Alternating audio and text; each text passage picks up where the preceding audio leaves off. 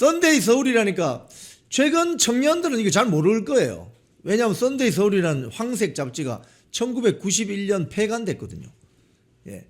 이게 당초 이제 모 신문사에서 만들던 잡지인데, 대한민국이 대표적인 옐로우 페이퍼죠. 옐로우 페이퍼. 영국이나 미국에는 아직 이런 썬데이 서울 같은 옐로우 매거진이 있습니다. 뭐 영국에는 미러, 뭐 더 선, 뭐 타블로이드판 이런 게 있죠. 거기에 뭐 하여튼 복잡한 이런 연예 관련 기사나 뭐 희한한 뭐 기사들이 많죠. 지금 어제 특검 그 조사 결과를 발표한 걸 하나하나 뜯어서 보면은 이거 완전 궤변 덩어리다 이런 생각이 드는 거예요. 이게 과연 수사 결과인가? 논리적으로 이게 맞나? 소설 썼나 이거 완전히? 뭐 이거 연애 소설이야? 뭐 막장 드라마 소설인가? 뭐 이런 생각이 든다니까요. 그 이야기를 제가 오늘 좀 드리고자 합니다. 한 번은 짚고 넘어가야 됩니다. 왜냐하면 이 특검이 어제 그 기자회견한 내용은 자기들의 주장이에요. 주장. 이제 법원 가서 판단을 받아야 됩니다. 법원에서 판단을 어떻게 할까? 상당히 제가 법원에서 좀 뭐라고 할까? 이게 상당히 궁금해요. 사실은. 왜 이 썬데이 서울만한, 썬데이 서울보다 못한 썬데이 서울이 울고 갈 만한 궤변을 늘어놓았기 때문에. 자, 어제 공식적으로 릴리스된 특검의 발표 자료 한번 제가 한 4장 정도 보여드리면서 설명을 해가도록 하겠습니다. 첫 번째 장표입니다. 이게 표지인데요. 윤석열 전 대통령 등에 의한 내란 외환 행위의 진상규명을 위한 특별검사 수사 결과, 뭐 특별검사부 몇 명, 뭐 등등. 자, 두 번째 페이지 보세요. 올려보세요. 네. 여기 보면은 수사의 비상계엄 준비 시기 목적 규명, 뭐 이렇게 쭉 설명이 되어 있습니다. 2023년 10월 이전부터 비상계엄을 준비를 해왔다. 뭐 이렇게 주장을 하고요. 그 다음에 다음 장 보면 목적이 뭐냐? 이 비상계엄의 목적이 뭐냐? 권력을 독점하고 유지하기 위한 것이다. 북한 무력 도발 유인 목적으로 군사작전을 했다. 부정선거 조작 목적으로 선관위를 점거했다. 뭐 이런 내용들입니다. 예, 내리세요. 뭐 글자가 작아가지고 여러분이 휴대폰으로 보시면은 지금 무슨 소리야, 자, 그런데 이제 주요 기사들을 보면서 제가 좀 눈에 여러분 쑥쑥 들어오게 좀 설명을 드릴게요. 첫 번째, 그거 말고 제가 그래픽 사진을 드린 거 있죠. 그걸 한번 봅시다. 자, 조은석 특검이 어제 나와서 뭐라 했느냐? 이렇게 이야기했습니다. 반대 세력을 제거하고 권력을 독점하기 위한 친위 구태타다. 반대 세력을 제거하고 권력을 독점하기 위한 친위 구태타다. 자, 이렇게. 자, 일단 먼저 특검이 주장부터 제가 보여드릴게요. 그 다음에 두 번째, 미군 개입을 막으려 윤석열 대통령이 12월 3일 계엄을 했다. 미군이 들어올까봐. 미군 개입을 막으려 12월 3일 계엄을 했다. 그 다음에 MBC 뉴스, 김건희 너 때문에 다 망쳤다. 계엄 후 윤석열 대통령하고 싸움. 특검이 어제 발표한 내용이 이런 겁니다. 이런 거. 여러분 이거 어떻게 생각하세요? 자, 내려보세요. 자, 제일 먼저 반대 세력 제거를 위한 뭐 권력 독점 위한 친위 구태타다. 자, 여러분 이건 어떻게 생각하십니까? 제가 여러분한테 한번 여쭤볼게요. 상상력이 풍부하네. 상상력이. 조은석이 옛날 그 검찰총장입니까? 뭐 자리를 놓고 윤석열 대통령하고 경쟁자였죠. 예? 자, 반대 세력을 제거하고 그걸 권력을 독점하기 위한 친위 구태타였다. 즉 내란이었다 이거죠. 자, 그러면 제가 한번 여쭤보겠습니다. 자, 구태타를 했다 칩시다. 그러면 국회에서 계엄 해제 표결이 났는데 바로 계엄을 해제했죠. 그건 뭐예요, 그러면은? 쿠데타를 하려고 했으면은 끝장을 봤겠지. 어? 쿠데타를 하려고 했으면 끝장을 봤겠지. 뭐 탱크도 나타나고 뭐 비행기도 나타나고 그죠? 뭐 미사일도 날아다니고 그런 게 쿠데타 아닙니까? 그런데 국회에서 정상적으로 계엄 해제 표결하고 나서 표결 딱 하고 나니까 다 철수하고 비상계엄 해제했죠. 그럼 말이 안 맞잖아. 그죠? 그러니까 윤석열 대통령은 그 국회의 계엄 해제 표결을 존중한 겁니다. 쿠데타를 할 의사가 있었다면 그렇지 않았겠죠. 뭐 국회에서 계엄 해제 표결을 하든지 말든지 그냥 군대로 밀어붙였겠죠. 그게 쿠데타 아닙니까? 그런 거 아닌가요? 그래서 제가 봤을 때는 뭔가 이게 좀 어거지다. 어거지 쓰고 있다. 이 카메라를 봐야 돼요? 네. 자, 그래서 여기서 이제 내란이라는 어떤 그 표현이 나오고 내란죄로 지금 뒤집어 씌우려고 하는 거예요. 법원에 가서 어떻게 될지 모르겠습니다만은. 자, 계엄은 원래 내란을 진압하기 위해서 하는 것인데 국회의 계엄 해제 통과 이후에 바로 계엄을 해제했다. 그럼 이게 왜 쿠데타냐? 이 당시에 국무위원 대다수가 탄핵을 당해가지고 정부가 거의 붕괴 직전이었는데 줄탄핵. 여러분 기억하시죠? 줄탄핵. 특히 계엄 과정에서 일부 위법한 뭐 강론에서 조금씩 위법한 건 곧 이게 내란을 뜻하지 않을 수 있다. 뭐 이런 거잖아요. 그죠? 심지어 특검은 계엄 이후에 삼청동 안가 모임에 관해서 계엄 이후 대응 논의는 내란 범죄가 아니라고 판단했다. 이런 보도도 있습니다. 자, 그리고 그 미군 개입 막으려 12월 3일 개입. 그거 한번 올려보세요. 미군 개입 막으려 12월 3일 계엄했다. 자, 계엄은요, 대통령의 고유 권한입니다. 대통령은 계엄 내릴 수 있잖아요. 대한민국 헌법에. 이제 요건만 맞으면 계엄을 내릴 수 있는 겁니다. 그래서 뭐 계엄을 준비한 게 뭐 문제가 되진 않잖아요. 대통령은 계엄 내릴 수 있는 권한이 있지 않습니까? 근데 그게 이제 약간 뭐 헌법상 문제가 되면 나중에 사후적으로 문제가 되겠죠. 자, 그런데 미군 개입 막으려 12월 3일 계엄. 이걸 딱 보면 어떤 느낌이 드느냐? 여러분 어떤 느낌 드세요? 이거 12.12 사태 때 어떤 그 기억이 소환되죠. 무슨 소리냐? 미군이 당시 12.12 사태에 대해서 나중에 보니까 뭐 부정적인 의견을 내고 뭐 이런 거 있지 않습니까? 그러니까 조은석 특검이 지금 만들어내는 이 소설 같은 이야기는 권위주의 정권 시절에나 있을 법한 계엄이라는 어떤 소설 같은 이야기를 상정해 놓고 논리를 전개한 것 같은 느낌이 든다 이거예요. 미군 개입 막으려 이게 이제 미국의 대선 기간 중에 이런 말이거든요. 미군이 한국의 주한미군이 있지 않습니까? 그리고 그 연합사가 있잖아요. 연합사. 그럼 한국군이 군대를 이동하게 되면 연합사도 알게 됩니다. 근데 미군 개입을 막으려 12월 3일 계엄했다. 이거는 뭐 어거지죠, 어거지. 이런 어거지가 없죠. 이런 어거지가 없습니다. 그리고 거기 보면 또 평양 무인기 작전이 있습니다. 평양 무인기 작전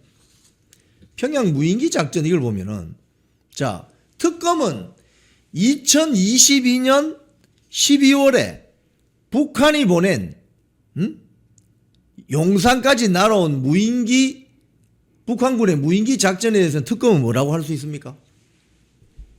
그럼 이것도 유도한 거예요? 윤석열 정권이?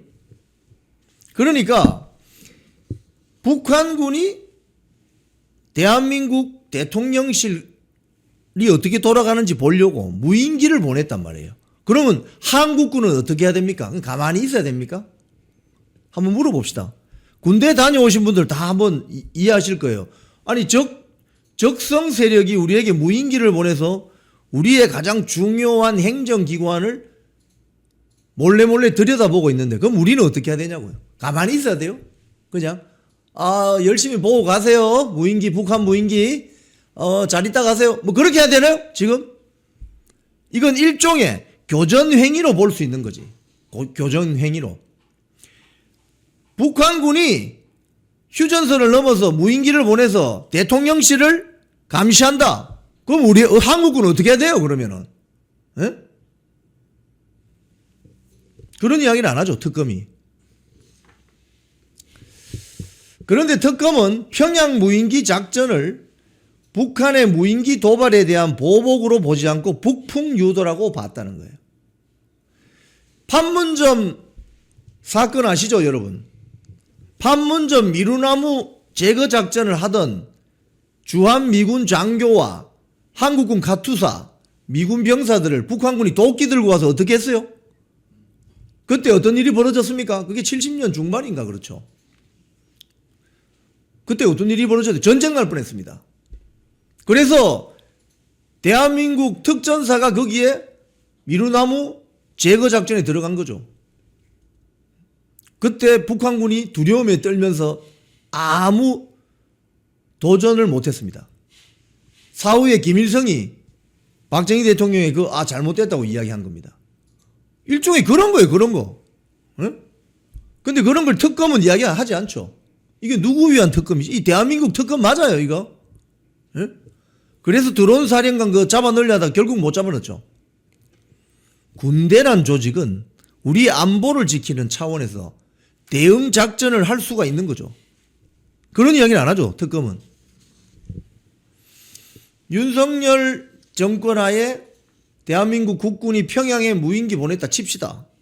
무인기 보낸 거 그것만 문제 시비를 삼죠. 북한군이 대한민국에 무인기 보내는 건 시비를 삼지 않죠. 그럼 이거 대한민국 특검 맞아요? 북한 특검인가? 자, 이거 내리시고. MBC 뉴스에 어제 보도된 그거 한번 더 보여주세요, 사진. 김건희 너 때문에 망쳤다.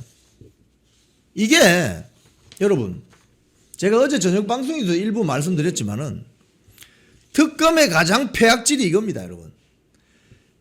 자기들이 수사를 해보니, 영장을 쳤더니 10개 치면 5개가 기각이에요.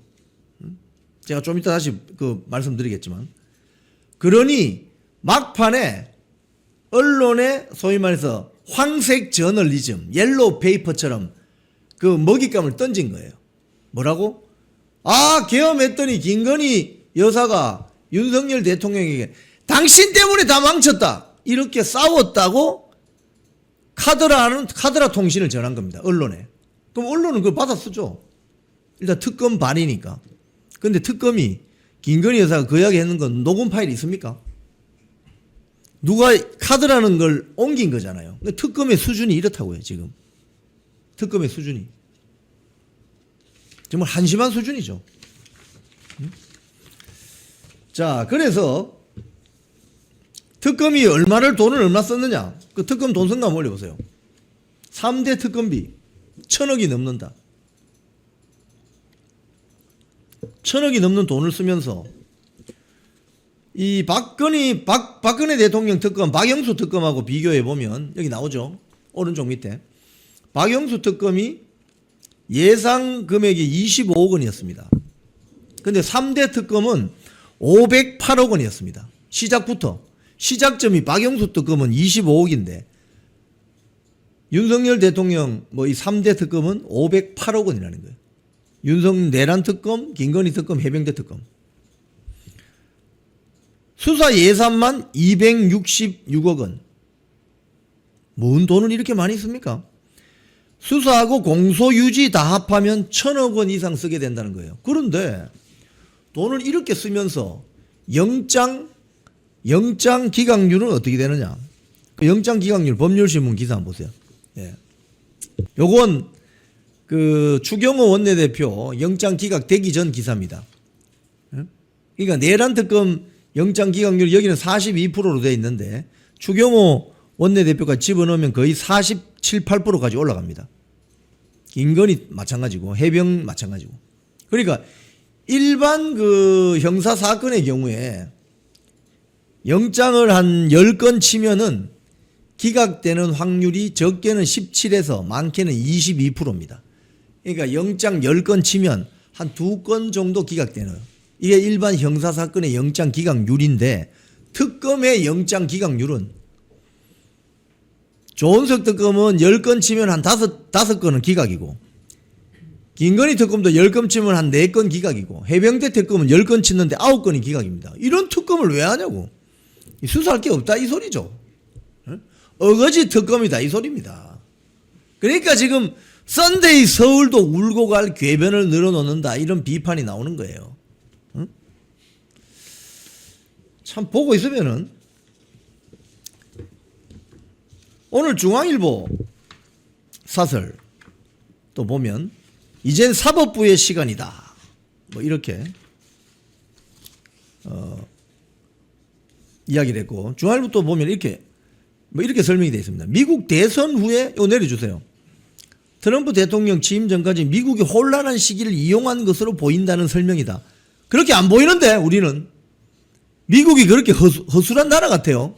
대통령 트럼프 대통령 취임 기간이라고 미국이 그렇게 허술해 보여요. 저는 그렇게 안 보이는데 미국이 왜 혼란하죠? 미국이 혼란한 시기를 틈타서 윤석열 대통령이 12월 3일 날 계엄했다 이런 논리인데 미국을 몰라도 한참 모르는 소리죠. 또 여기 보면 이런 말도 있습니다. 자신을 거스르거나 반대하는 사람을 반국가 세력으로 몰아 제거하려 할 목적으로 계엄을 선포했다. 즉 친위 쿠데타다 이 말인데, 그러면은 국회 표결하고 나서 바로 그냥 계엄을 왜 해제했죠? 그거 설명해봐요. 그거 설명됩니까? 만약에 친위 쿠데타로 완전히 그냥 탱크, 헬기, 전투기 다 미사일 동원했다면 국회 표결 해제하는 거하고 관련 없이 계속 밀어붙였을 거 아니냐고. 근데 국회 표결 딱 해제 표결하고 나서 바로 계엄은 해제됐습니다. 그럼 이거 어떻게 설명하냐 이거예요. 이게 설명이 안 되는 거예요. 그러니까 이게 논리적으로 보인다. 검사가 수사하면서 보인다. 뭐로 해석이 된다. 이런 소리 하면 됩니까? 안 됩니까? 정확한 팩트를 내놔야지, 팩트를. 친위 쿠데타였으면 구체적으로 어떻게 해서 그렇게 된 것인지. 한심한 거죠, 그러니까. 자, 이제 법원으로 이 사건은 넘어갑니다. 지금 보도를 보면 1월 중순경에 한덕수 전 총리에 대한 1차 1심 선고가 있는데 이것도 웃기는 거죠. 왜? 아니, 한덕수는 소위 말해서 이 계엄 사태에 쉽게 이야기하면은 메인 플레이어가 아니고 실무자입니다. 실무자. 근데 메인 플레이어가 누굽니까? 대통령이잖아요. 윤석열 대통령에 대한 내란 우두머리 혐의 재판, 직권남용 재판에 1심 선고가 나기도 전에 한덕수에 대한 1심 선고가 난다. 이거 이해돼요. 만약에 한덕수가 유죄인데 나중에 윤석열 대통령이 무죄 나오면 한덕수는 뭐 되는 겁니까? 그럼 한덕수가 그럼 주범이었나? 이게 말이 안 되는 거죠, 그래. 지금 이게 이제 법원으로 넘어갑니다. 조선일보는 이거 설명을 좀 잘 해놨는데, 여기 보면은 내란죄는 국헌문란을 목적으로 폭동을 일으킨 경우 성립하는 중범죄다. 자, 첫 번째, 국헌문란이 있었냐? 특검은 이렇게 주장합니다. 윤석열 전 대통령이 계엄 당시 군과 경찰의 국회 및 민주당, 당사 봉쇄, 정치인 체포 등을 지시하고 계엄사령부를 통해 사법권을 장악하려고 했다고 결론을 내었다. 그래서 국헌문란이 있었다고 판단한 것이다. 자, 두 번째, 내란의 또 다른 구성 요건이 폭동. 서울 시내에 장갑차 돌아다녔다고 하는데 장갑차 보셨어요? 12월 3일 날. 특검 측은 국회에 군경을 투입한 행위 자체가 폭동이다. 근데 윤석열 대통령 측은 단 몇 시간 만에 비폭력적으로 국회의 계엄 해제 요구를 즉각 수용했다. 폭동은 없었다. 지금 이래서 지금 처음에 조은석 특검이 북한 드론기 있잖아요. 북한에 보냈다는 드론기 가지고 외환죄를 적용하려고 했죠. 왜? 외환죄를 적용하면 사형을 구형할 수 있으니까. 그런데 이게 안 되니까 일반 이적제를 지금 적용하는 거 아니에요? 우리나라의 군사상 이익을 해치거나 적국을 군사적으로 이롭게 하는 경우.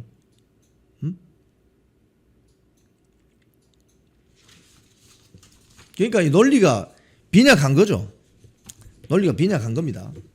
그 과정에서 이제 하나 나타난 것이 어제 제가 저녁 방송에서도 일부 언급을 해드렸는데 이진우 전 수방사령관이 수도방위 사령관이 어제 그 지기현 부장판사 법정에 나와서 그런 이야기를 했습니다. 대통령이 군인들 끌어내라, 국회의원 끌어내라 라는 명령 지시를 한 적이 있냐? 그러니까 전혀 기억이 없다. 민간인에게 총 쏘라든가 국회의원 체포하라고 하면 어느 군인이 그것에 반응하느냐? 요건 법정에서 다른 수방사 관계자들이 말한 내용과 배치됩니다.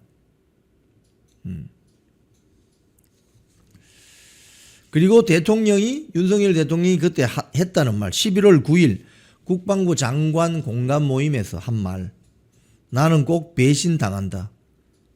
누구를 겨냥해서? 한동훈 당대표. 실망이 크다. 그래서 이진우 수방사령관은 이런 이야기 했습니다. 사람이 고립되어 있으면은 오해도 하고 의심도 하는구나. 대통령이면 제일 어른인데 참 인간은 모두 같구나. 라면서 계엄에 대한 언급은 하지 않았다. 이렇게 진술했다고 합니다. 그러니까 어제 제가 윤석열 대통령의 어떤 말했다고 하는 걸 이진우 수방사령이 이렇게 전언한 거 있죠. 그걸 보면 뭘 좀 하려고 해도 야당에서 뒷다리 잡고 언론은 안 좋게 쓰고, 그런데 문제는 여당 대표라는 자가 사사건건 시비를 걸면서 수평적 당정 관계 운운했던 그 상황, 누구도 윤석열 대통령을 도와주지 않는 상황, 그 상황이었다는 거예요.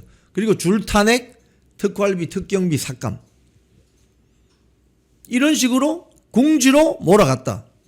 근데 민주당이나 야당 세력이 여당 세력을 공격하고 정치적으로 공방을 벌이는 것은 이해가 된다 이거예요. 그런데 여당 대표라는 한동훈이가 그렇게 어렵게 국정을 운영하는 윤석열 대통령에게 수평적 당정관계 어쩌고 저쩌고 하면서 힘들게 몰아붙여서 이게 결국은 이런 사태를 초래하게 되었다는 것은 대한민국 국민이면 다 알고 있는 사실 아닙니까? 이 한동훈에 대해서 어떤 역사적인 심판이 기다리고 있겠습니까? 그러면서 하는 소리가 자기가 계엄을 막았다고. 그래, 계엄을 막았던 계엄을 했던 그게 중요한 게 아니고, 당시 국민의힘 당대표가 국민의힘이 배출한 대통령을 어떻게 보좌, 지원, 협의, 논의했어야 되냐고요. 제로 콜라만 마시고 있으면 다요? 키높이 구두만 신고 있으면 다요? 그런 측면에서 너무나도 어이가 없다는 거예요. 어이가 없다. 자,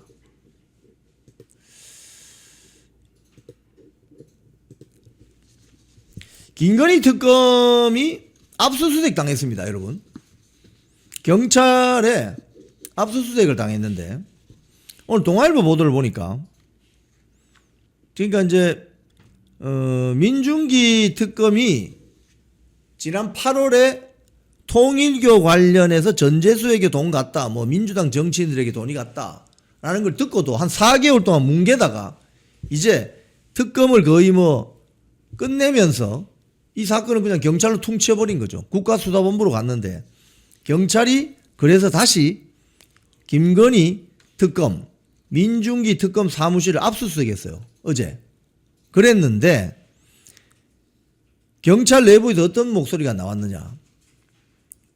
분류조차 되지 않은 2,000장 가량의 수사 기록이 뭉텅이로 나왔다는 거예요. 오늘 동아일보 보도입니다. 분류되지 않은 수사 자료나 이런 건 분류를 해야 되잖아요. 필요하면 사건 번호도 매기고.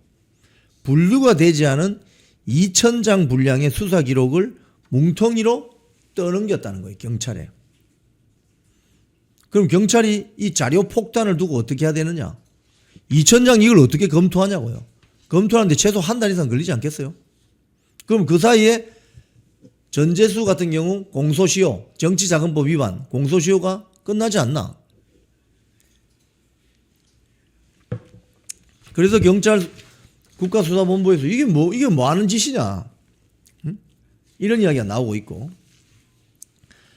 또 경찰의 그 압수수색 영장에는 한학자 통일교 총재, 금품 공여, 전재수 3천만 원 수수라고 적시되어 있다고 합니다. 어제 경기도 가평에 있는 천정궁 압수수색에 들어갔고 경찰이 거기서 회계 자료를 특히 2018년 회계 자료를 획득하는데 지금 공을 들였다고 하고 전재수 의원실 압수수색하는 데는 한참 걸렸다고 합니다. 의원실에 들어가기 전에 근데 그 안에서는 계속 파쇄기가 돌아가면서 뭔지도 모를 문서가 계속 파쇄되었다고 하는 거죠. 자, 또 관련 보도를 보니까 정청래가 국민의힘하고 개혁신당이 특검합시다, 통일교 특검합시다라고 하니까 특검이 만능이냐?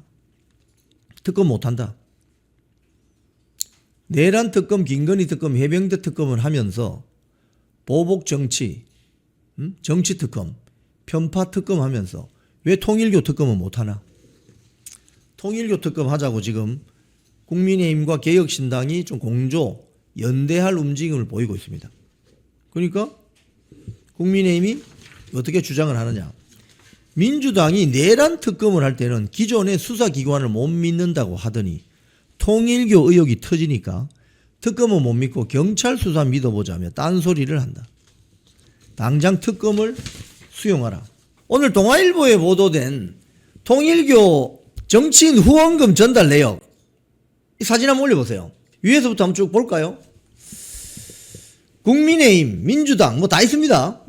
자, 국민의힘 보니까 유상범 의원 법사위 간사죠.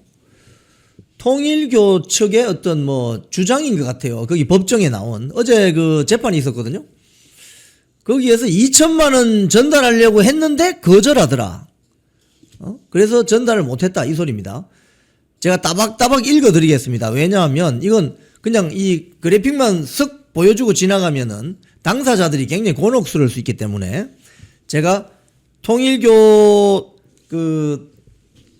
어제 법정에 나온 관계자 주장 그리고 해당 정치인의 주장을 다 제가 하나하나 읽어드릴게요. 어제 서울중앙지법 형사합의 27부 부장판사 우인성 이 법정에서 정치자금법 청탁금지법 위반 혐의로 기소된 한학자 통일교 총재 윤영호 전 통일교 세계본부장 등 3차 공판이 열렸는데 여기에 통일교 전 간부 정모 씨가 증인으로 나왔다고 합니다. 증인. 통일교는 전국을 5개 지역으로 구분을 해서 분리를 해서 관리를 하는데 특검 측이 2020년 3월 있었던 대선을 앞두고 통일교 세계본부가 천주평화연합이라는 무슨 비정부 기구에 선교활동 지원금 명목으로 4천만 원을 내려보냈는데 이게 로비 창구가 아닌가 뭐 이런 추정을 하고 있답니다. 그래서 여기에 나온 어떤 정치자금, 정치후원금 이걸 이제 동아일보가 이렇게 정리를 한 겁니다. 정치 후원금을 여러분 500만 원 한도입니까? 이거 받는 것은 뭐 문제가 없죠. 그죠? 문제가 없습니다. 자, 그런데 이제 누구한테 전달이 되느냐 이런 이제 리스트가 나오기 시작했다는 거예요. 자, 통일교 전 간부가 증언한 여야 정치인 후원금 전달 내역 동아일보 보도입니다. 유상범 의원, 국민의힘 법사위 간사, 이제 법사위 있다 다른 저리로 갔죠. 운영위원회인가 그리로 갔을 것 같습니다. 2022년 3월 5일 2천만 원을 전달을 시도했지만 거절했다. 유상범 의원 측은 통일교 사람들은 만난 적이 없다. 이렇게 반론했습니다. 국방위 한기호 의원 400만 원 정치인 후원금 전달. 연락이 닿지 않는다. 한기원하고 연락이 안 된다.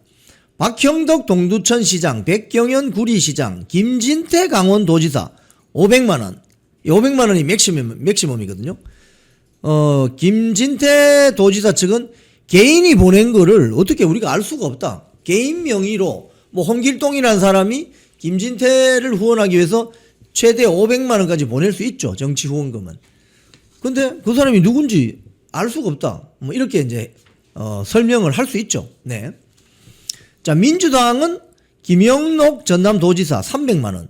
이게 똑같습니다. 개인 명의의 후원금이기 때문에 누군지 알 수가 없다. 뭐 이렇게 말하면 사실은 뭐 더 이상 물어볼 수가 없죠. 아니, 개인이 좋아서 냈다는데. 그 다음에 송하진 전 전북도지사 300만원. 금시초문이다. 강기정 광주시장 200만원. 통일교 사람 만난 적도 아는 사람도 없다. 이용섭 전 광주시장 300만원. 연락이 안 된다. 국민의힘 정운천 전 의원 500만원. 연락이 닿지 않는다. 지금 이 동아일보 보도를 보면은 윤용호 전 세계본부장이 물귀신 작전을 한다. 뭐 이렇게 지금 이야기를 하고요. 또 윤용호 측은 개그 콘서트 하지 마라. 이런 식으로 재판 과정에서 여기 딱 보면 이렇게 됩니다. 증인으로 출석한 이모 전 부회장은 민주당과는 연결 자체가 제대로 되지 않았다. 라면서 윤용호 전 본부장의 주장을 부인했대요. 그래서 윤용호 전 본부장이 물귀신 작전을 하고 있다. 이렇게 이야기하고 개인적 일탈이다. 근데 윤용호 전 세계본부장은 뭐라고 하느냐. 개콘이다. 이건 뭡니까? 통일교 측은 윤용호를 뭐랄까요. 거기서 꼬리 자르기 하고 싶을 수 있고 윤용호 측은 아니다. 내가 억울하다. 너 시켜서 다 한 건데. 뭐 이런 식의. 온누리님, 준 사람이 더 잘 압니다. 예. 또, 통일교 문건에 동아일보 단독 보도입니다. 김규환 고문료 1,400만원 예산 요청. 이란 기사도 있습니다. 경찰이 통일교 압수수색 영장에 한학자 총재가 정관계 로비 의혹의 총책이다. 최종 책임자다. 윤용호는 그냥 전달자일 뿐이다. 뭐 이런 거죠. 여기에 보면은 경찰이 이제 국가수사본부 민중기 특검이 전재수 이름이 나오자 넉 달 동안 이 사건을 뭉갰습니다. 사실상 국민의힘 권성동 의원을 잡아넣으면서 전재수 등등 민주당 나 뭉갰어요. 쉽게 이야기하면 수사하지 않았어요. 보고서만 있어요. 사건 번호만 있어요. 근데 이걸 경찰이 퉁치고 지금 이제 튄 거 아닙니까? 쉽게 이야기하면. 근데 경찰에서 이제 본격적으로 수사를 하는데 이게 수사가 잘 될지는 모릅니다. 시간이 지금 뭐 정치자금법 공소시효도 얼마 남지 않았고. 자, 그런데 경찰은 이 사안을 윤용호 전 세계본부장의 개인적 일탈이 아니라 한학자 총재의 지시하에 이루어진 조직적 뇌물 범죄다. 이렇게 보고 있다는 거예요. 그 경찰이 적시한 여기 압수수색 영장 뭐 이런 데 보면은 그래서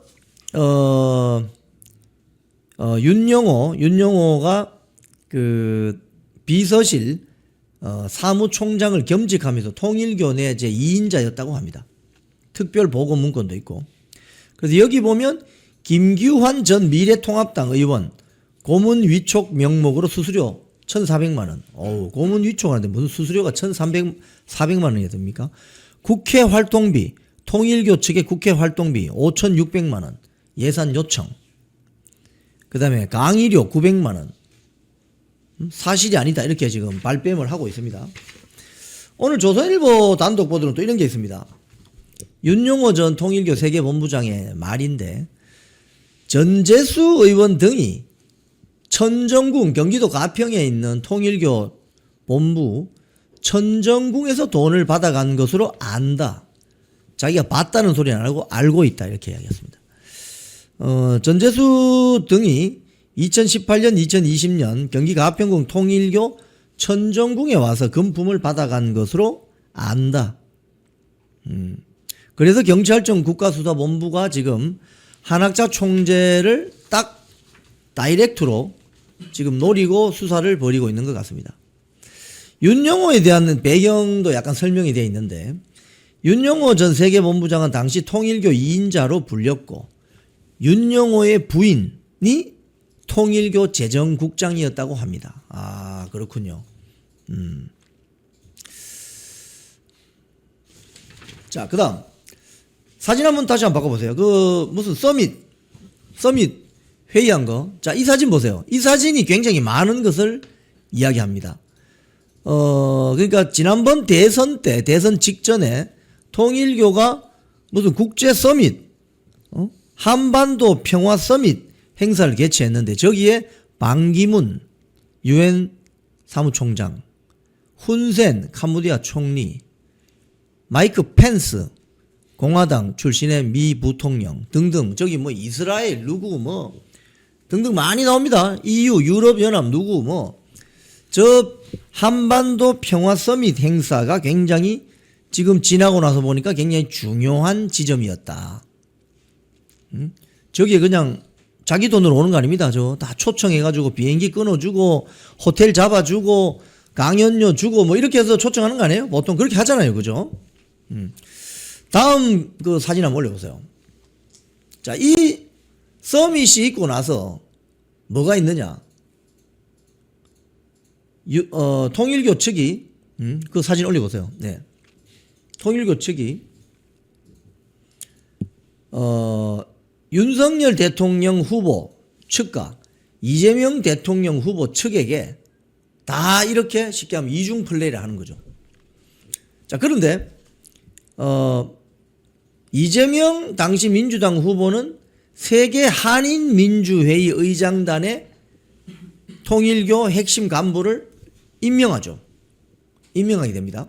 그리고 이 오른편에 있는 마이크 펜스가 윤석열 당시 후보하고 만나거든요. 그 호텔에 와서, 서울에 있는 호텔에 와서 만나고 나서 이 왼쪽에 있는 김현종 통상교섭본부장, 지금 위성락 국가안보실장이 또 펜스를 가서 만나는 거죠. 한반도 평화 서밋 행사장에 가서 만나는 거죠. 이런 식으로 만남이 이루어졌다. 뭐 이 채널A 보도입니다. 채널A 보도가 되겠습니다. 자, 이런 식으로 정치권에 굉장히 영향력을 행사하는 플레이를 하는 거죠. 이와 관련해서 이제 윤영호 세계본부장이 뭐라고 했느냐. 2022년 대선 전에 펜스하고 만나기 위해서 윤석열, 이재명 양측에서 다 연락이 왔다. 지금 이제 윤영호 세계 통일교 세계 본부장, 이 사람은 지금 이제 본인의 재판이 진행되기 때문에 지금 상당히 이제 그 소위 말해서 내가 많은 것을 알고 있다, 내가 많은 것을 들고 있다, 이렇게 이제 플레이를 할 수밖에 없겠죠. 그러니까 여야 양측에 다 이제 이런 식으로 내가 많은 것을 알고 있다, 이런 식으로 플레이할 수밖에 없죠. 지금 오늘 뭐 연합뉴스, 한국일보 다 보도가 그겁니다. 한반도 평화 서밋 행사 그 사진 다시 한번 보여주세요. 앞에 사진. 이게 굉장히 중요한 사진입니다. 예, 여기에 당시 대선 후보였던 윤석열 대선 후보, 민주당 이재명 대선 후보 모두 연락이 왔다.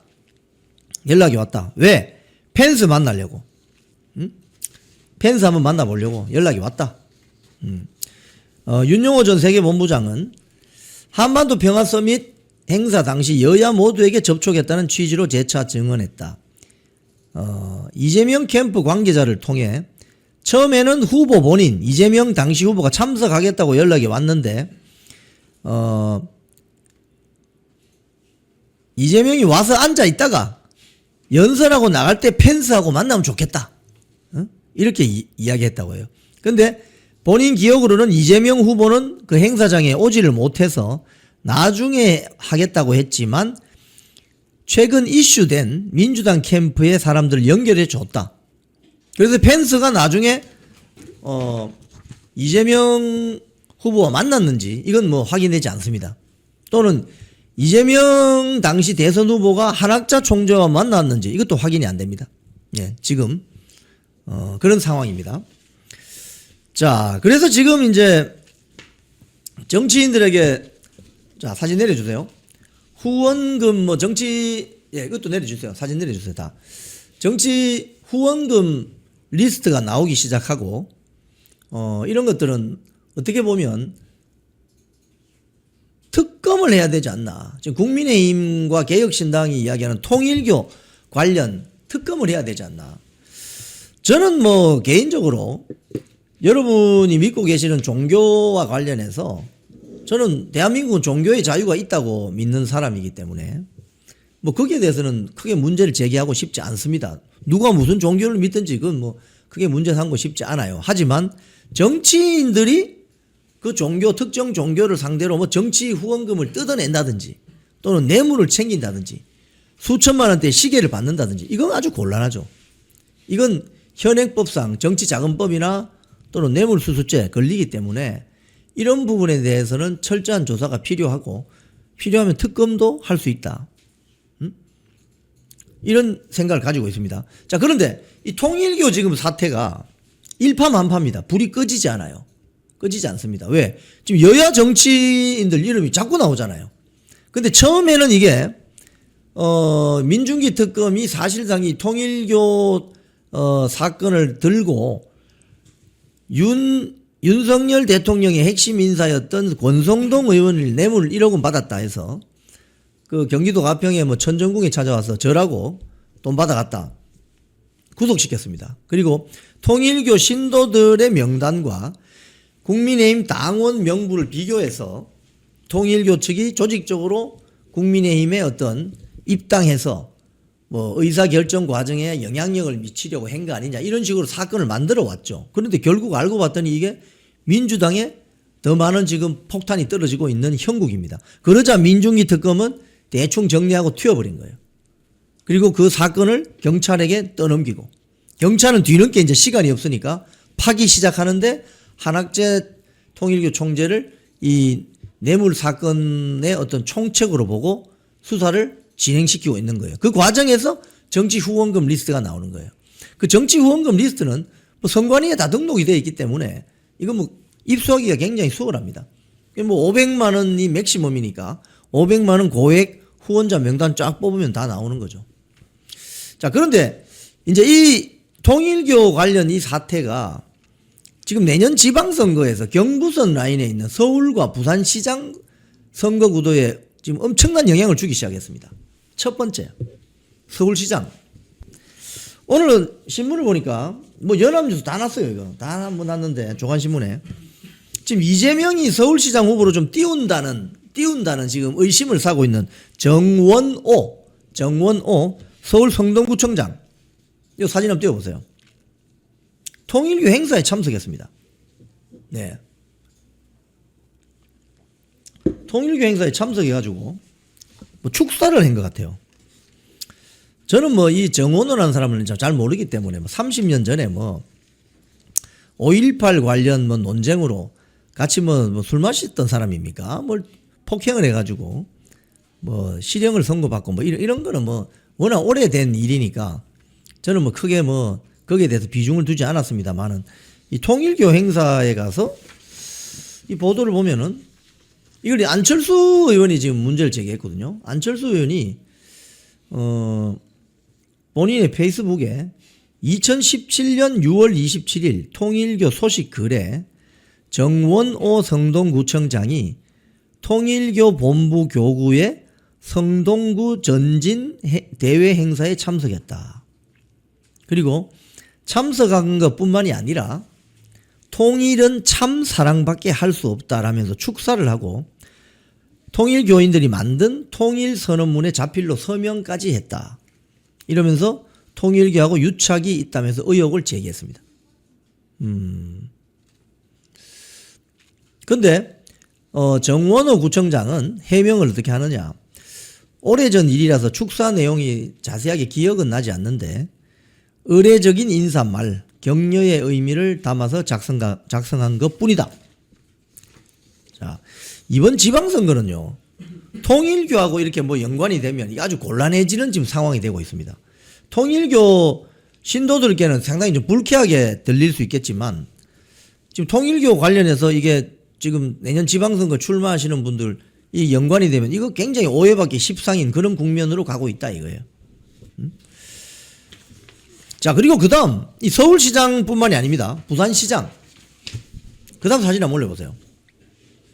박형준 부산시장도 통일교 행사에 6차례나 축전을 보냈다.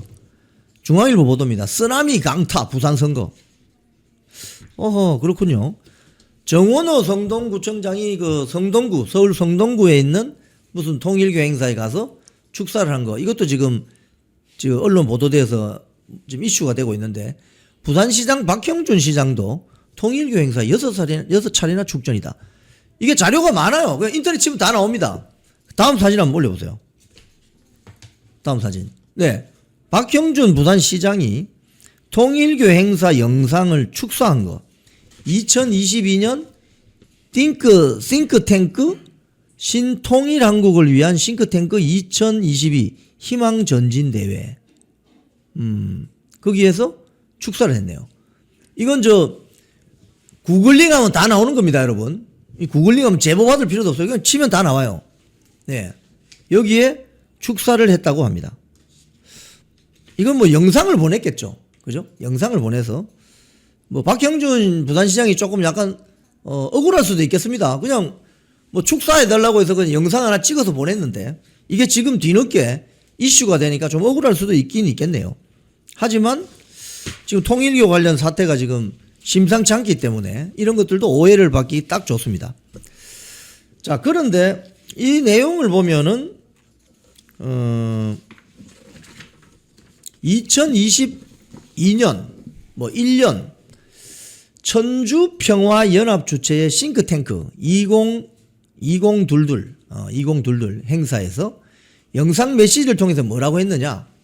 한반도의 불완전한 평화는 지구촌 전체의 미래를 위해 반드시 해결해야 할 과제다. 근데 이 천주평화연합이라는 단체는 2005년 문선명 전 통일교 총재가 지구촌의 분쟁을 종식하기 위해서 창설한 기구라고 합니다.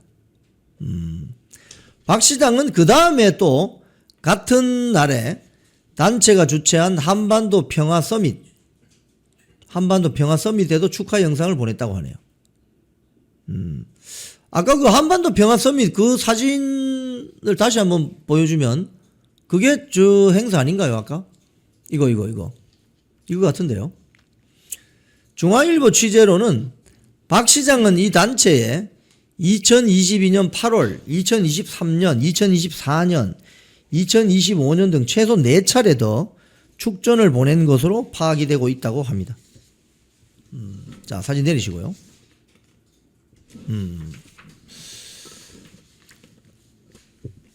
근데 이제 박형준 시장이 통일교 축전 영상이죠. 이거 가지고 이제 민주당이 박형준을 흔든다. 이런 박 시장의 통일교 친분 의혹이 계속 불거질 수밖에 없을 것이다. 민주당 초선 의원도 통일교가 로비를 했다면 현직 시장인 박 시장이 1순위 타깃이다. 이런 이야기들이 나오고 있습니다. 자, 내리시고요. 자, 그런데 이 통일교 측의 이제 그 주요 로비의 이슈 중에 하나가 이미 우리 영풍TV에서는 지난주에 한일 해저 터널이라고 미리 말씀을 드렸죠. 지금 오늘 중앙 조선일보에 이게 크게 보도가 됐습니다.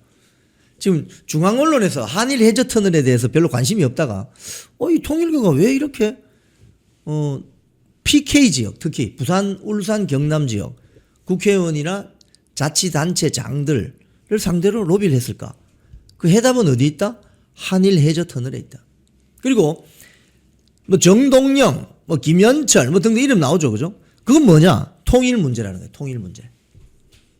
그러니까 제가 지난주에 말씀드린 것처럼 일본 우익들이 소위 말해서 도쿄를 출발해서 한반도를 지나서 베이징을 통해서 저기까지 대륙으로 가는 그 첫 관문이 뭐냐? 한일 해저 터널이다 이거예요. 차 타고 기차 타고 갈 수 있는, 배 타고 가는 거 말고. 그게 일제시대 때는 그게 대동아 공영권. 그리고 일본 우익과 또 통일교 측이 이제 반공 이게 강하잖아요. 그죠? 공산당 세력을 막아내야 된다.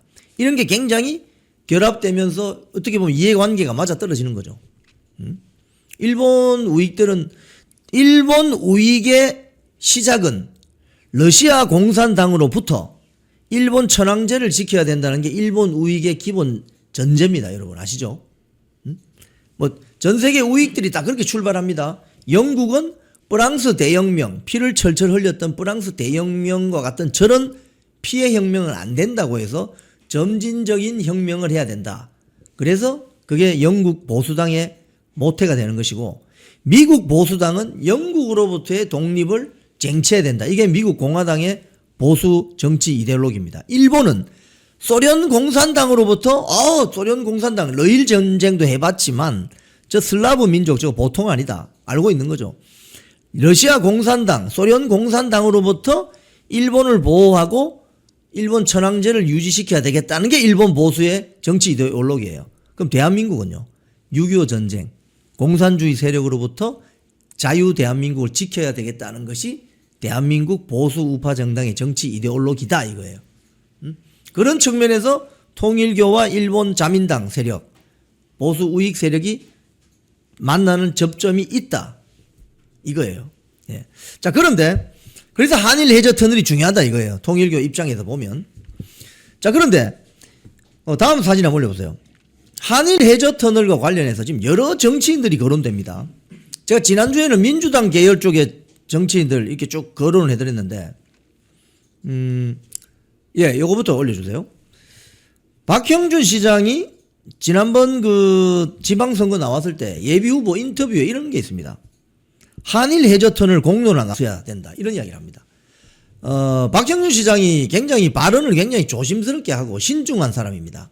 그런데, 찬성한다, 반대한다, 이렇게 이야기하지 않고, 한일 해저터널 공론화 나서야 된다. 이건 뭡니까? 사실상 찬성한다는 뜻으로 비춰질 수가 있죠.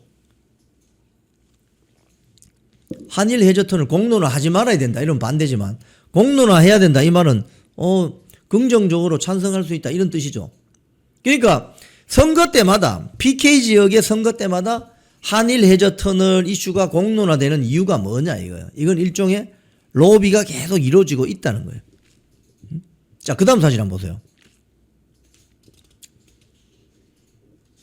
부산시장 계속 찾아갔다. 이 기사, 서울신문 기사입니다. 이거 이제 오늘자 기사네요. 통일교의 해저터널 집착. 부산시장 계속 찾아갔다. 이건 뭐 여야를 가리지 않습니다. 박형준 통일교 행사 영상 축사했고 서병수, 오고돈 다 나옵니다. 지금 전 시장도 인연이다. 내리시고요. 오고돈 시장 때는 민주당 출신 오고돈 시장 기억나시죠? 부산시장. 여성 직원 건드려가지고 낙마하고 구속되고 이랬지 않습니까? 그때는 아예 9천만 원의 부산 시민의 혈세를 들여서 한일 해저터널 용역 발주했습니다. 이렇게 해야 된다. 결국 현실화는 되지 않았지만. 근데 시민의 혈세를 집행하는 9천만 원을 집행하려면 시장이 상당한 결단을 해야 되잖아요. 근데 어떻게 오고돈 전 부산시장이 그 결단을 했냐 이거예요. 그 결단을 하게 된 경위가 뭐냐 이거예요. 그게 맨입에 됐겠냐 이거예요. 맨입에. 여기에 지금 관심이 모아지고 있는 거죠. 집요하게 로비를 했지 않겠나. 그 앞에 서병수 시장도 마찬가지고. 왜 부산시장을 찾아가서 이렇게 했냐. 왜 한일 해저터널이 뚫리면 어디로 뚫립니까? 일본 큐슈 지역에 거기서 대마도를 지나서 부산 옆에 있는 그 진해하고 부산 사이 그쪽으로 들어온다 이거예요. 그래서 제가 지금 참 답답한 것이 한국 기자들은 뭐하냐 이거예요.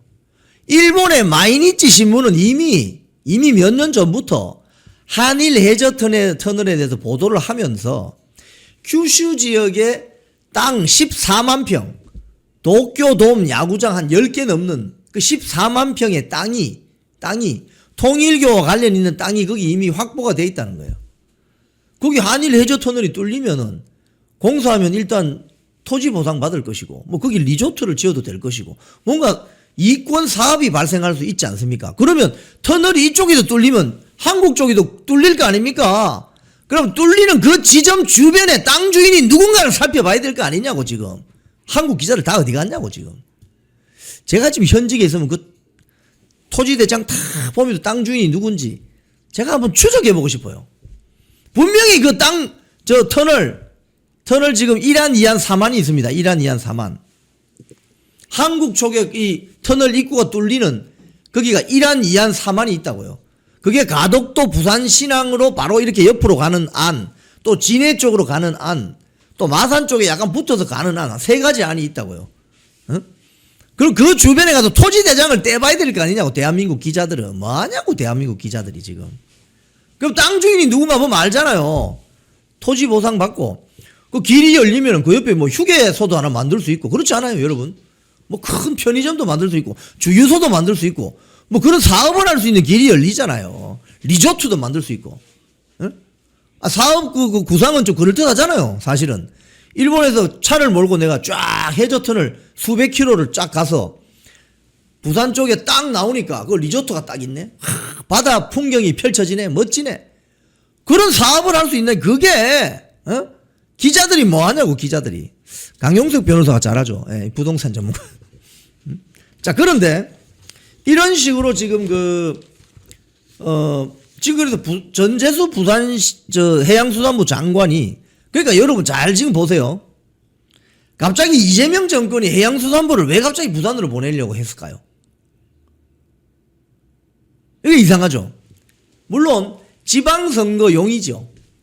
뭐 정치공학적으로 보면 민주당 입장에서는 대구 경북보다는 부산 경남이 민주당 표를 잠식하기가 좋다고 보는 전략 지역입니다. 실제로 문재인 정권 때 지방선거를 했었잖아요. 그때 부산에 있는 18개 구청장 중에 서구, 수영구 빼고 16개가 다 넘어갔습니다. 민주당으로. 어마어마한 일이 벌어졌어요. 그때 문재인이 싱가포르 가서 뭐 평화, 김정은이하고 트럼프 마치 통일될 것처럼. 그러니까 민주당 입장에서 보면 대구보다는 부산을 공략하기가 쉬운 곳으로 보는 거예요. 대선 투표대 보면 한 30 몇 프로씩 나오고 이러니까 표가. 그러니까 민주당 입장에서는 부산시장 자리를 다시 탈환하는 것이 내년 6.3 지방선거의 가장 큰 목표 중에 하나입니다. 그래서 해양수산부를 부산으로 이전시키고 뭐 북극 항로 띄우고 뭐 이러고 있지 않습니까? 그래서 제가 이 이영풍TV 보신 분들은 아시겠지만 제가 막 그런 것 때문에 좀 세게 이야기하잖아요. 국민의힘은 도대체 뭐 하냐고. 그런데 해양수산부를 보내면서 전재수 장관이 만약에 내년 6.3 지방선거에서 부산시장이 될 수 있다. 이러면 통일교 입장에서는 야, 이거 한일 해저터널 한국 쪽에 입구를 뚫을 수 있는 교도부가 마련된다고 생각하지 않겠냐 이거예요. 응? 그런 측면에서 지금 민주당의 내년 지방선거 작전에 큰 지금 차질이 빚어졌다 이거예요. 자, 그러면 전재수가 이제 부산시장으로 나오느냐 마느냐, 나오지 못할 가능성이 높아지겠죠. 이렇게 되면. 자, 그러면 박형준 현 부산시장, 국민의힘 부산시장 지지율이 올라야 됩니까 말아야 됩니까? 전재수를 꼭 올라가야 되죠. 근데 지금 어제 보도된 부산 MBC 여론조사 한번 보세요. 지금 이렇습니다, 여러분. 전재수가 수천만 원의 그 현금과 뭐 까르띠에 뭐 1,000만 원 넘는 시계 뭐 2점을 받았다고 하는데 또 오차범위 아니지만 전재수가 높아요. 지지율이. 이거 어떻게 해석해야 됩니까, 여러분? 이 말은 뭐냐? 참, 이 본인이 이 말씀 들으면 참 가슴 아프시겠지만, 제가 참 이 말씀을 드릴 수밖에 없네요. 우리 박형준 시장님에게. 경쟁력이 없다는 소리입니다, 이거.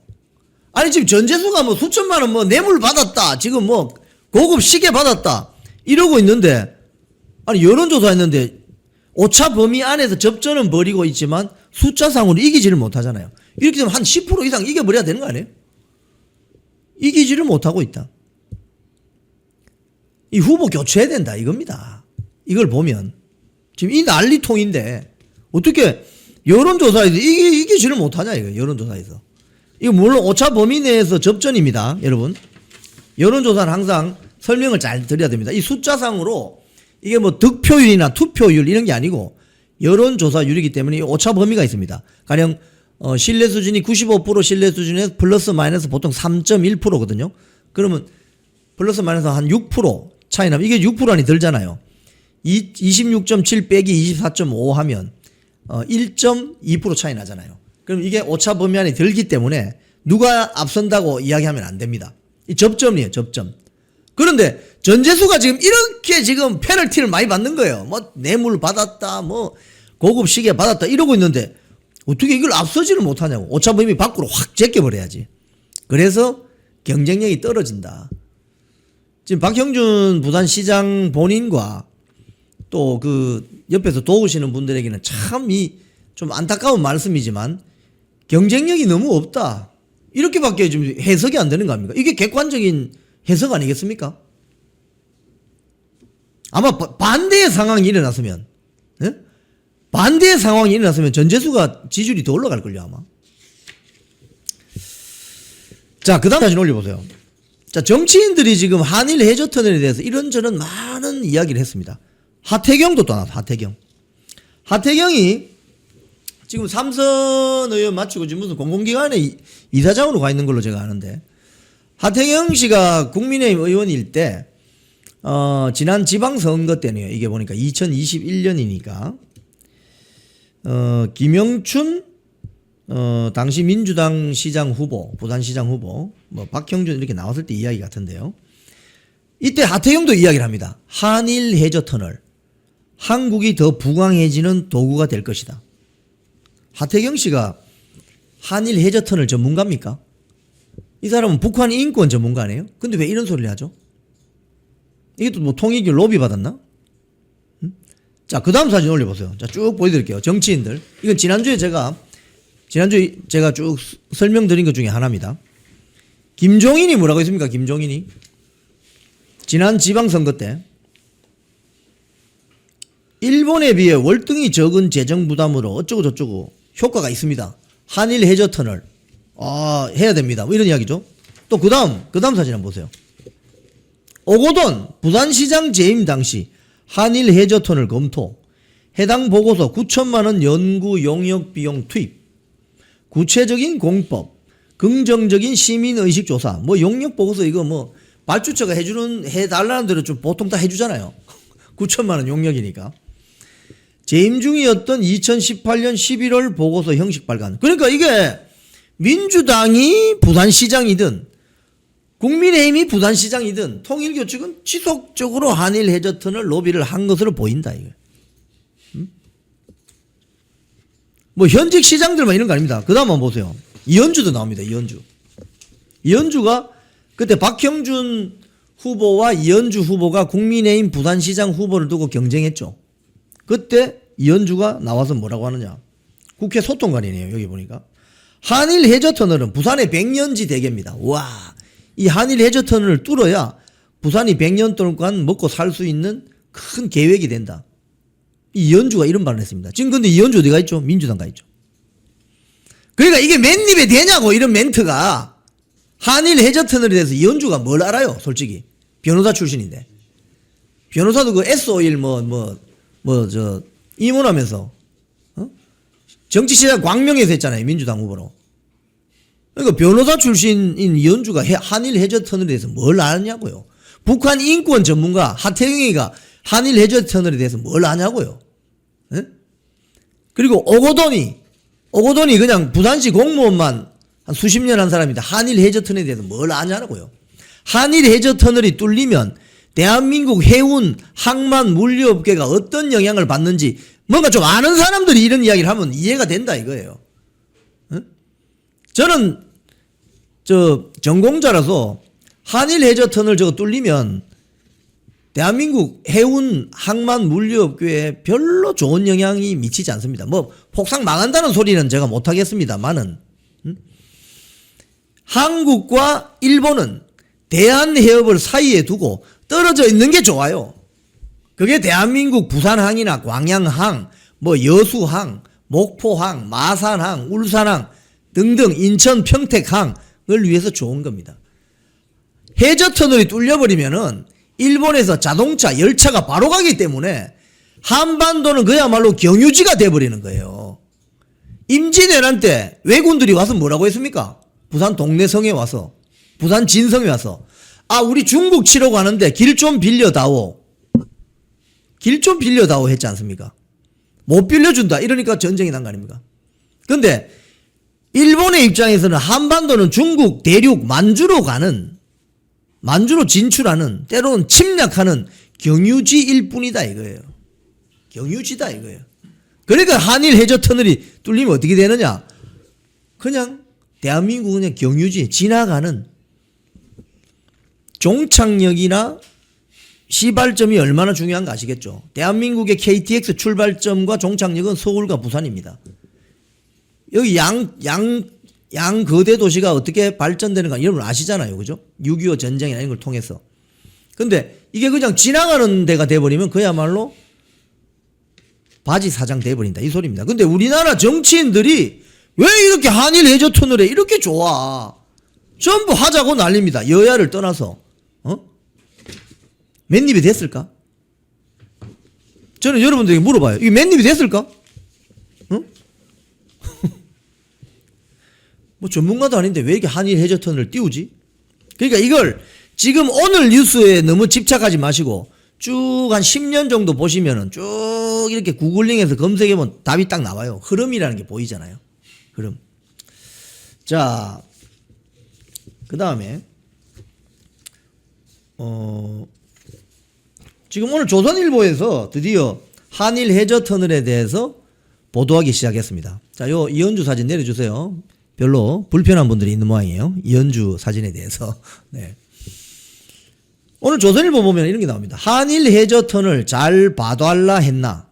통일교 문재인 정부 PK 라인 집중 접촉. 이거 지난주에 이영풍 TV에서 방송한 내용입니다. 뭐 전재수, 오고돈 뭐 다 나옵니다. 한일 해저 터널이 왜 이렇게 목매일까? 뭐 그런 이야기가 있고 또 통일부 이종석 현 국정원장, 노영민, 김현철, 정동영, 뭐 이런 이제 심층 기사가 나오기 시작합니다. 한일 해저 터널을 더 파면 더 많은 이야기가 나올 수도 있습니다, 여러분. 예. 자, 어제 KBS에 보도된 내용인데요. 한번 그 사진을 올려줘 보실래요? KBS. 네. 일본에서 통일교에 대한 해산 명령이 내려졌다. 일본 재판소. 우리가 지금 법원이죠. 통일교 해산 명령. 이유는 악질적인 현금을 강요했다. 이래서 KBS 도쿄 특파원이 보도를 했습니다. 내용을 보니까 일본에서 이미 통일교 법인 해산을 위한 1심 선고가 내려졌는데 지금 해산해라고 1심 선고가 났다는 거예요. 근데 이 사건은 뭐가 문제가 되느냐? 2022년 7월에 이 보도 내용을 보면은 아베 전 총리가 피살당합니다. 어느 지역에 연설하러 갔는데 뒤쪽이 뚫려 있었어요. 그 뒤쪽에서 40살 먹은 남자가 사제총을 발사해버립니다.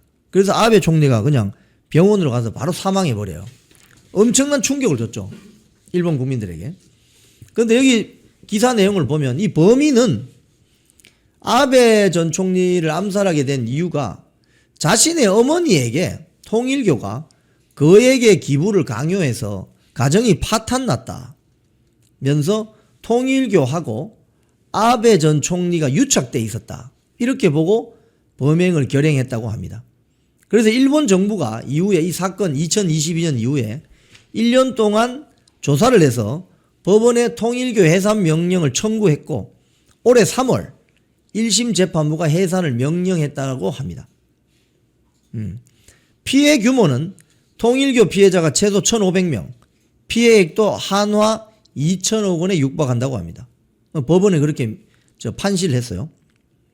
그래서 통일교가 바로 항소를 했고 2심 재판이 지난달 심리가 모두 닫고 결정만 앞두고 있습니다. 통일교 측은 피해자 구제를 위한 위원회를 설치했고 피해 금액을 변제했기 때문에 해산 명령은 불필요하다 이렇게 주장한답니다. 그런데 해산 명령 결정이 최종심에서 확정이 되면 통일교는 일본에서 종교 법인격 자격을 상실하고 세제 혜택을 받을 수 없게 된다고 합니다. 종교상 행위는 금지되지 않습니다. 다만 이미 종교단체로 존속할 수는 있지만 세제 혜택을 받지 못한다고 합니다. 자, 이게 이재명이 말한 종교법인단체 해산시켜버린다 이 소리죠. 이 관련 보도가 어제 KBS에 보도가 되었습니다. 자, 그 관련해서 좀 더 저희들이 좀 자료를 좀 조사해 보면, 시사저널 2022년, 시사저널 2023년 기사를 보면 뭐 이런 게 있습니다. 통일교 수렁에서 허우적대는 일본 기시다 정부. 여기 보면 한일 해저 터널에 대해서 이야기가 나와요. 여기 보면 한일 해저 터널 구상은 일본의 태평양 전쟁의 부산물이다. 이렇게 보도가 되어 있습니다. 일본이 과거에 중일 전쟁을 일으켰고 동남아시아를 하나로 묶는 이 루트로서 1930년대에 이미 일본을 출발해서 한반도, 조선을 지나서 중국, 베이징을 통해서 중국 내륙을 거쳐서 베트남, 캄보디아, 태국, 말레이시아, 싱가포르로 이어지는 약 1만 킬로미터 철도를 건설하는 대동아 종관 철도 구상이라는 프로젝트가 있었다고 합니다. 참 일본 사람들 통이 크네, 그죠? 쭉 이렇게 일본에서 부산, 서울, 시너이주, 베이징 쭉 가서 베트남, 캄보디아, 태국, 싱가포르까지 있는 철도. 그걸 하려면 어디를 연결해야 됩니까? 제일 먼저 부산하고 일본 규슈를 연결해야 되죠. 그게 한일 해저 터널이다 이거예요. 그래서 1981년 고 문선명 통일교 총재가 국제 하이웨이 프로젝트를 재창했다고 합니다. 그게 시작이라고 하는 거예요. 그러면서 통일교 측이 이 공사의 성공을 위해서 신도들을 상대로 헌금을 시작했다고 해요.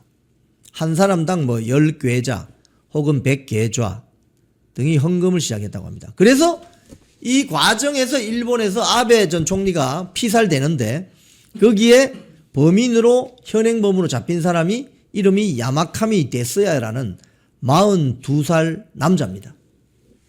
야마카미 데스야. 아베를 저격한 사람.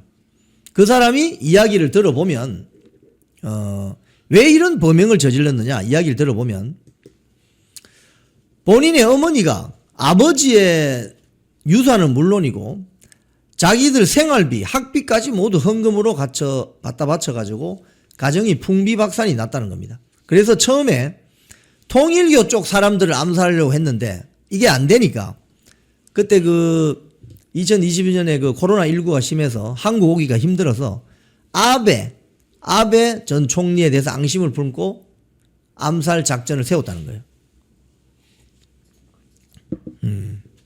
이런 기사들이 보여집니다. 그리고 시사저널 2022년 기사에 보면 일본의 정치권이 지금 통일교 영향을 많이 받는데 아베 계파가 13명이었는데 88명으로 키워줬다. 뭐 이런 기사도 있습니다. 그러니까 아베가 통일교 쪽 행사에 뭐 축사 영상을 보내고 이런 것들이 계속 노출이 됩니다. 예.